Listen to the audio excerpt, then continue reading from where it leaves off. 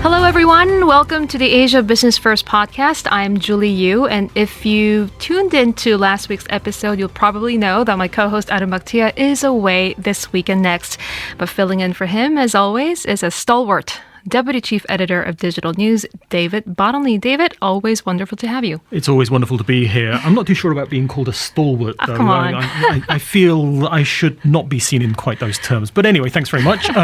And it's good to have you back as well. I hope you had a nice break last week. I certainly did. I went to Japan for a quick 4-day trip. Spring is in the air in Tokyo right now, so I got to see some iconic cherry blossoms. I did bring some snacks back, but Adam had it all. I'm sorry. I should have saved it up for you. But speaking of Adam, how did the show go last week? Hopefully well, didn't miss much. You might have been having some fun in Japan, but we had a bit of fun with a podcast last week. We were discussing MBAs and whether an MBA from an Ivy League school would help fast-track our careers. And we actually both decided that we probably wouldn't pursue an MBA, partially because we're both too old. Our career is in the twilight zone rather than being something we want to nurture and develop. But also, we weren't too sure whether investing over $250,000 Singapore dollars would deliver a good return on investment. So, this week, let's think about other ways we can invest a fairly substantial sum of money and talk about property. And indeed, with $250,000, you could, put a down payment on something quite nice in Singapore. Oh, is that right? So does that mean that you do have a $250,000 lying around somewhere? I've got many $250,000 lying around. No, I wish I did. Of course I don't. But if I did have a pot of cash to spend, then maybe I would want to invest in a condominium because there's the potential to cash in on this because here in Singapore, Enbloc sales fever has been gathering momentum since last year. It certainly has, hasn't it? But David, I think we might have to explain what Enbloc sales are for our listeners who are unfamiliar with the term. Okay, so I'm putting on my professor's hat now.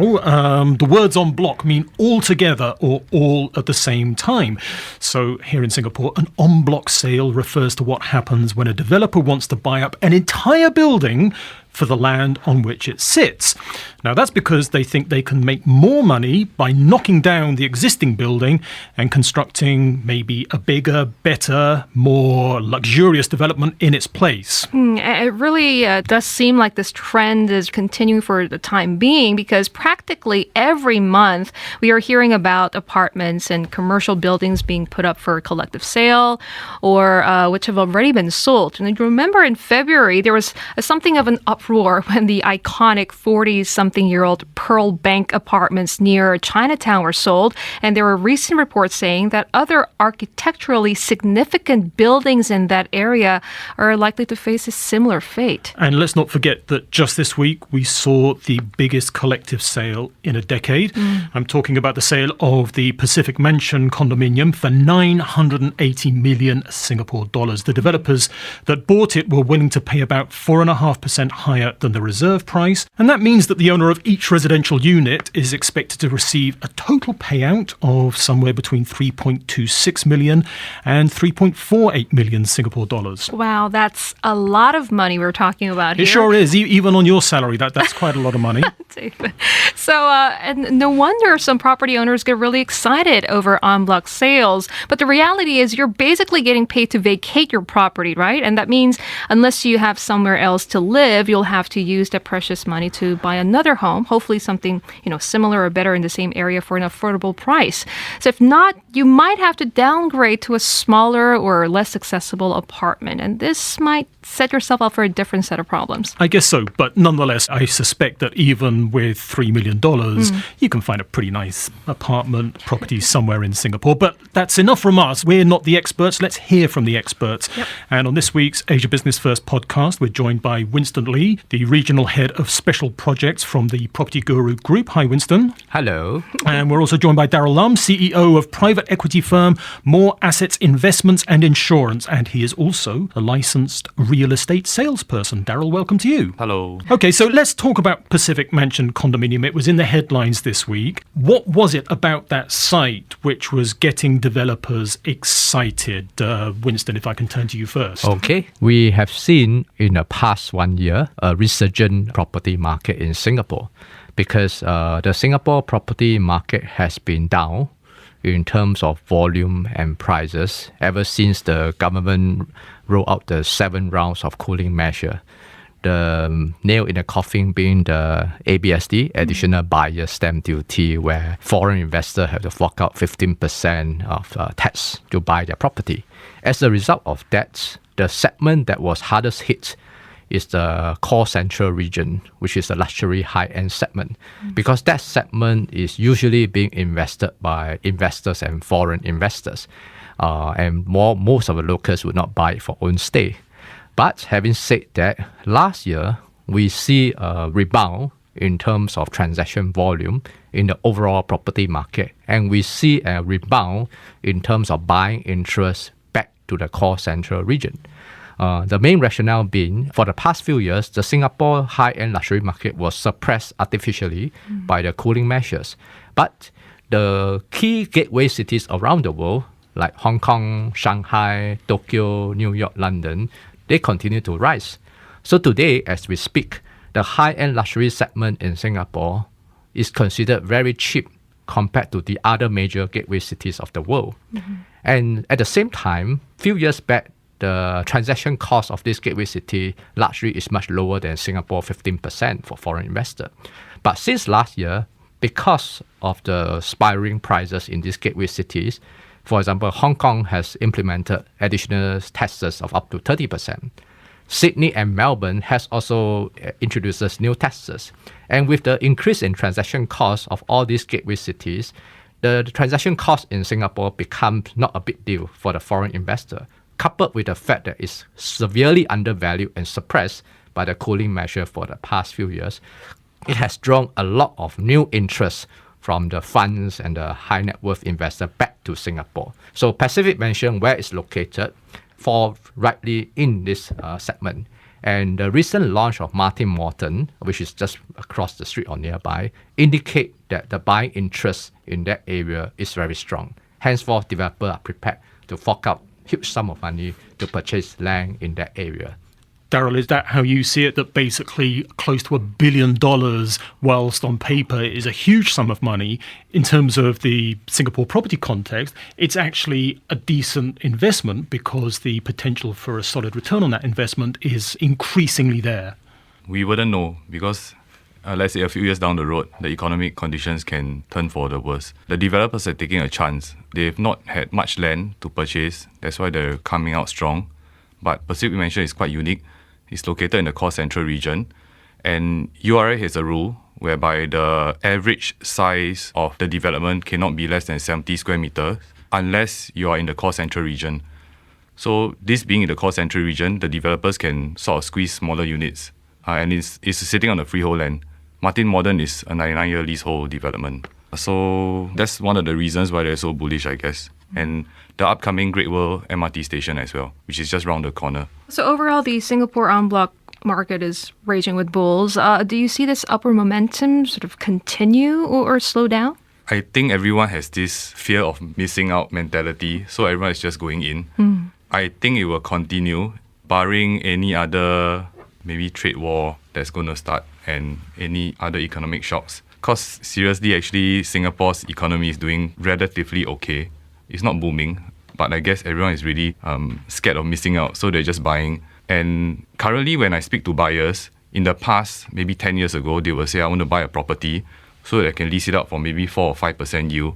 But today, when I speak to somebody, he will say, I have to buy now because next year is more expensive. Yeah, so the basis of why people are buying properties are different. To maybe further add on to that, when we look at the Enbloc market, just like any other property cycle, they operate on a cycle. There's always downturn and upturn. But if you look at where we are today as we speak, the Enbloc market, this year from January to now, which is the first quarter, we have really seen 14 successful collective sales being transacted.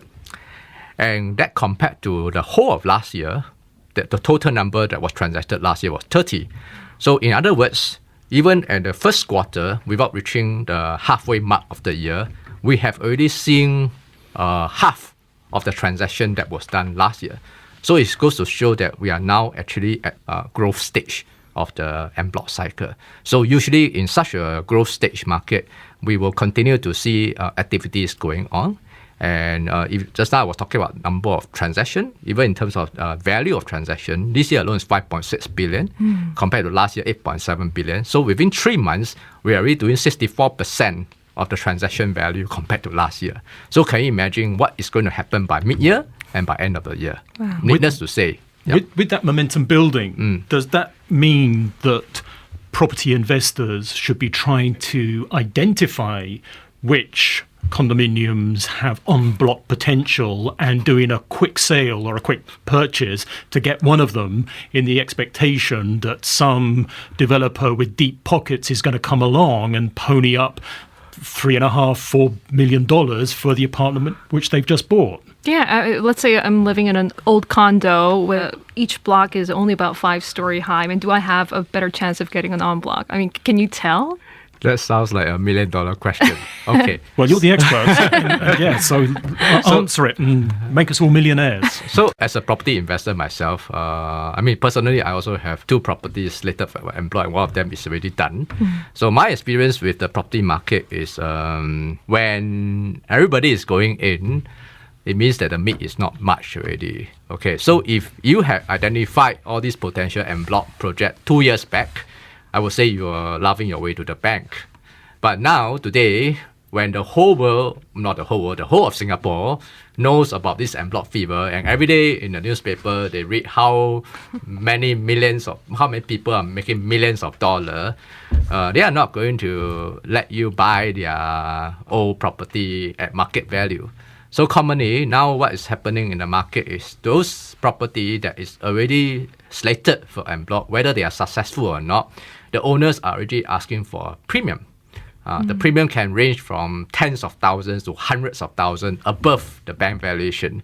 And you couple that with the seller's stamp duty, if assuming you buy and then 1 year later you have to sell from as high as 12% or even 8%, and coupled with all the other transaction costs, you may not have much meat now if you are only starting to take action now.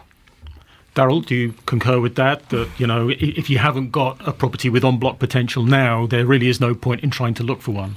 I think when we purchase a property, we just go back to the basics. If you want a good place to live, somewhere that's close to the MRT station, somewhere that's convenient and good environment, then you purchase the property. Developers will be looking at the same thing. They want to purchase a plot of land which is close to an upcoming future MRT station or existing one. So if you are thinking of buying a property just for en bloc purposes, then that should not be your mindset. You should buy a property just because you want to live in it or you think that you can rent it out proper, and then after that, hope for en bloc. Yeah, but don't buy just because you want to get an en bloc. Agreed. Yeah. Agreed. En bloc is a bonus. Yes. I agree with him. The fundamental is more important. You just mentioned close to MRT. I just want to ask, is this location, does it still hold true when it comes to property? Definitely. Even for me, myself, I want to stay close to an MRT station. The MRT is still the best way to get around town, barring any breakdowns. If you want to look for a tenant, the tenant will also look for a place close to the MRT station. Yeah, so it makes good investment sense to look for properties near the MRT station. Yeah. Maybe I would like to add my comment on this MRT piece. Sure. So buying next to MRT, I agree with Daryl, is one of the key investment strategy. But we also have to understand that, again, property is about seeing what other people don't see and not being part of the whole crowd, right? If you want to really make some good money out of it. So if you talk about buying property near existing MRT station, most of the time, the premium has already been factored in the selling price, because these sellers, they are already enjoying the benefits of next to MRT station, and their rental, return, everything is already priced into the selling price. So what I would advise investors is, they really want to make better margin, they should identify sites where currently there's no MRT, but the future MRT station is there. Yeah. So property investment is all about ability to see far, ability to see things that other people don't see. If everybody see the same thing and you are jumping the same thing, likely you won't get much margin out of it. One thing which I want to talk a little bit about is some of the emotion involved in en-bloc sales. Julie earlier on mentioned the sale of Pearl Bank apartments, and there are some other iconic buildings which are potentially up for grabs. This is probably good news for the people who own property in those buildings, and it's probably good for the developers. But is it good for Singapore that some of these well-known, iconic buildings are potentially going to be torn down? This is a very interesting question. I think behind every policy, there's always cost and benefit. So the way I look at this Enbloc activity is uniquely Singapore in the sense that in Singapore, we have the legislation to say that as long as 80% of the owners consent, then they can go Enbloc. So what happens in this case, it does facilitate the whole process of rejuvenation of the buildings in Singapore. So I agree that there will be a cost in terms of losing some heritage architecture, and there may be some emotional cost of people who have lived there for their whole life and they felt displaced, or they have lost their long-time neighbor because they can't stay in the same place. The so-called kampong spirit may be lost. So these are the costs which we recognize. But at the same time, there's also some economic benefits. So when you have a big project that goes en bloc and you have 1,000 multimillionaires walking around on the streets of Singapore, we are likely to see a recycling of capital back to the Singapore economy. These people are not going to take 3 million, 4 million and put in the bank because the bank interest rate is only 1%.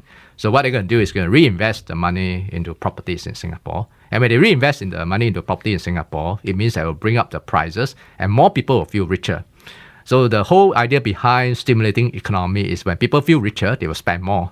So it helps to stimulate retail spending, F&B spending, and the whole 1 billion, 900 million will somehow make their way back to the economy and result in even jobs creation and improvement in the GDP. Because that compared to a normal government land sale, where the money goes to the government, you go to the people, it will result in recycling of the capital back to the country. But with fewer freehold units and more 99-year leasehold projects in the pipeline, do property owners still, I don't know, wouldn't they be more resistant to en bloc sales in the future? Yeah, but everyone has a price. So I have a friend who actually owns a property in Shun Fu View. Then he and his parents live together in the same unit. Then he knows that if his property is sold en bloc, he can't find a similar unit. But when the price was put in front of him, he told me he signed a collective sale agreement. So to many people, that check that you receive is going to be the largest single payment that you will ever receive in your life. Whole life, yeah. Yeah, so that is where the social problem with en bloc is. Essentially, when we go to schools and we tell our students to innovate and take on risks, that's what we teach in business school. But when they go home and they see their parents receive 2 or 3 million checks, then it puts things into perspective. So a lot of times people actually, I speak to business owners, then when I ask them, okay, so what is your expansion plan? Say, no, I'm just going to make a lot of money. I'm just going to buy some properties, then I'm going to rent it out, or I'm going to wait for en bloc. Yeah, so this is a social problem which we have to face going down the road. And one more thing is that even though the people get richer from the en bloc sales, but overall property prices will rise as well. And then for a first-time home buyer or maybe a upgrader, they will be spending more of their disposable income on the installment. So it's a fine balance whether the money that the en bloc owners are going to receive is going to stimulate the economy more than the money that's going to be taken away from the people who have less disposable income. Yeah, that data we don't have, and moving down the road we'll see where it goes. Let's discuss that a little bit, because we've mentioned the property cooling measures and this en bloc fever, if we want to describe it as fever, is an indication of growing signs of life within the property market in Singapore. But I wonder whether that should be framed as a good thing or a bad thing, because clearly the cooling measures were brought in specifically to take heat out of the market and lengthen the property cycles in Singapore and take away some of the speculative investment activity. Is the fact that we've got en bloc fever an indication that we could be going back to some of the bad things about the property market here, which are that prices can go up too quickly and aren't sustainable? I think the main reason why there's a negative connotation attached to it is because a lot of people, when they make the purchase, they don't go back to the fundamentals of what makes a good property investment. They're investing in property just because they want to make a quick buck. And that's when logic goes out of the window and they just say, okay, 2018, right, I got to buy this year. If not, next year will be more expensive. And I'm hearing that all the time. And that, to me, is a sign that it's a little bit too much exuberance. And in the past, people can make loads of money when property prices are still low. But, when places like Paya Lebar area is selling for almost 2,000 per square foot, then it puts into perspective, will it go like 3,000, 4,000 in future? Then who can afford these properties? Winston, where do you sit on this? Yes. Because you're in the business of property sales, so presumably you like a lot of exuberance in the market. So I like your point about the cooling measure and this Enbloc fever and the associated cost and benefit. So what I would like to point out is very interesting. I would hesitate to have this point that the current Enbloc fever is actually an indirect consequence of the cooling measure. Why it happened this way is because when you come, we all know that property is a derived demand and it's based on Adam Smith demand and supply. Property prices rise because of the interaction effect between demand and supply factors. So what has cooling measure caused? What cooling measure has caused is that it has caused the developer to stop buying land for the last few years. But this is artificially suppressing demand, both overseas and local. So when developers stop buying land, they sell their remaining unsold stock. But what happened last year? Last year was a turning point whereby most developers in Singapore have almost exhausted selling their unsold stock. So you have a case of a government land sale, you have 13 developers bidding for one piece of land. What happened when you have 13 developers bidding for one piece of land? Everybody try to outbid each other. And you have 12 other guys who walk away disappointed, and they may be under pressure from their boss to say, hey, why didn't you get the land?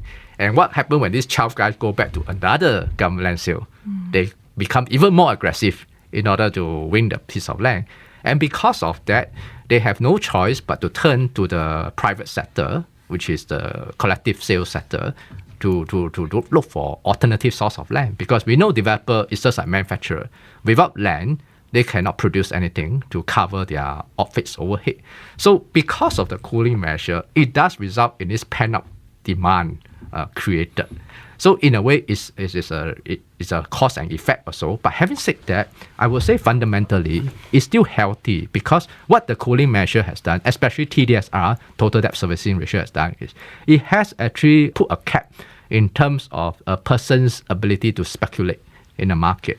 What it has done is saying, if you only have $10, you cannot put all your $10 into the market. You can only put maybe $4 or $5.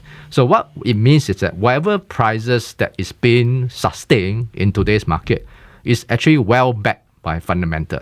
It's not a very highly leveraged situation because the government cooling measure does not allow the buyer to do that.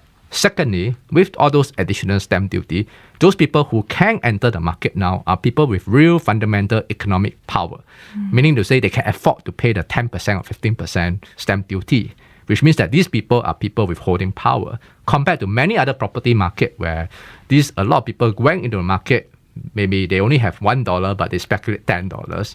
Those are what I call unhealthy market where you can have a high risk of going down. But with Singapore market, I'm confident to say that anybody who enters the market now is certainly well backed with strong economic finance behind him because of the cooling measure. Henceforth, I look at the property rise in Singapore in today's market as a sustainable one. That means it won't rise 10% and drop 20%.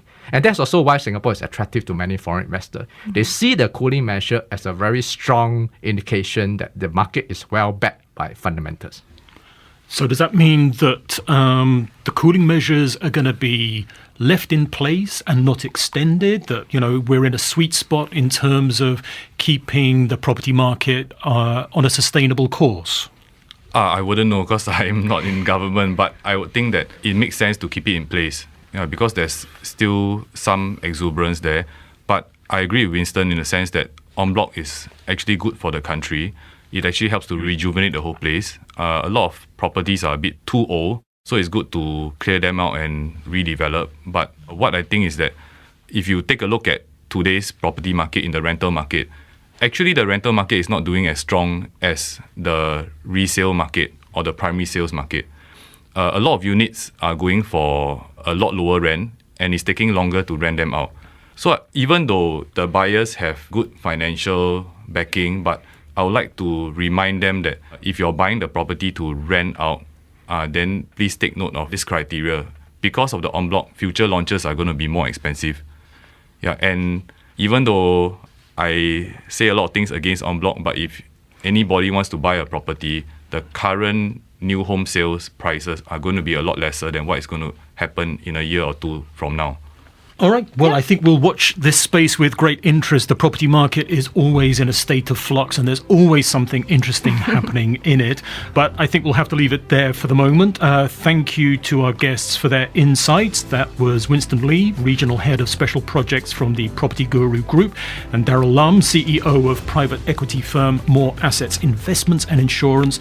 And he's also a licensed real estate salesperson. All right. Thank you very much, gentlemen. And that brings us to the end of the program. If you have any pressing questions or topics you'd like us to cover on this podcast, you can reach me on Facebook or on Twitter at JulieUCNA. And remember, you can catch Adam Bakhti and myself every weekday from 9 a.m. Singapore, Hong Kong time on Asia Business First on Channel NewsAsia. Full episodes are available on our channelnewsasia.com website under the video on demand section. Bye for now. Thanks for listening and join us again next week.